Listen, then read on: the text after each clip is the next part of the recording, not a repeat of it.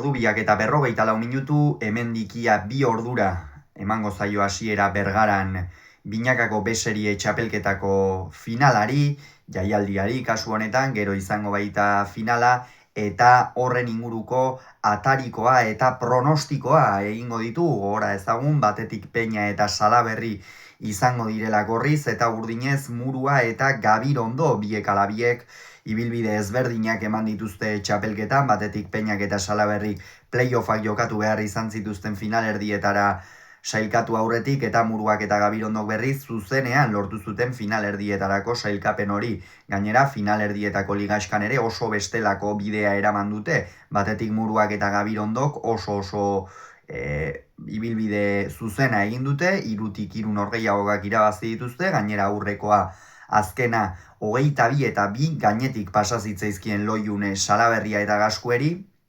eta Peñak eta Salaberrik berriz gorabera handiagoak izan dituzte, lehen partida galdu egin zuten, bigarrenean Landak jokatu zuen, eta baita hirugarrenean ere, horregatik,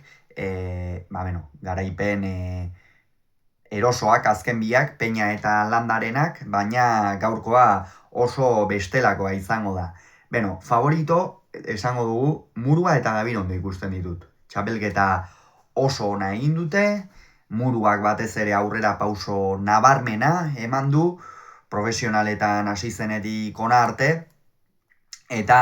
hori noski baloratzekoa da, finalaren pronostikoa egiterako garaian. Bestalde,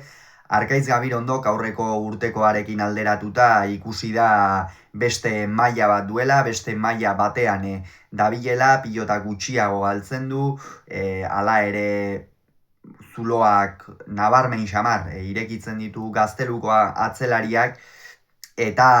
hori guztia kontuan hartuta Murua eta Gabirondo irtengo dira favorito. Ikusi beharko da, ea Ruben Salaberriren esku hori nola dagoen,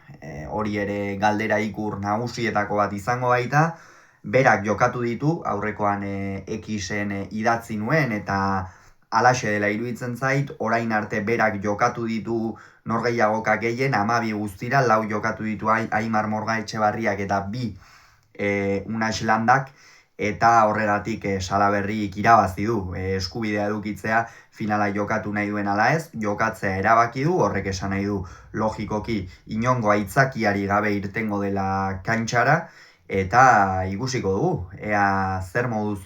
moldatzen den Gabirondoren ahalaren aurrean, Bergaran, Bergarako pilotalekua Peñarentzat errematerako eta eskerronekoa izan daiteke, baita Ander Muruarentzat ere, gogoratu behar baita Orozkon elkarren aurka jokatu zutenean Ander Muruak aparteko erakustaldia eman zuela, gaurkoa bestelako testu inguru batean jokatuko da,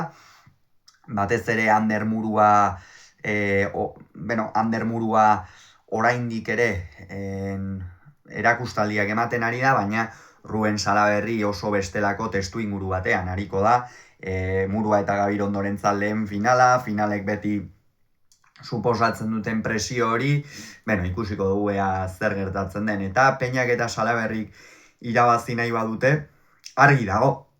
zer egin behar duten, aurrean Jon Ander Peñak dituen abaguneak baliatu behar ditu,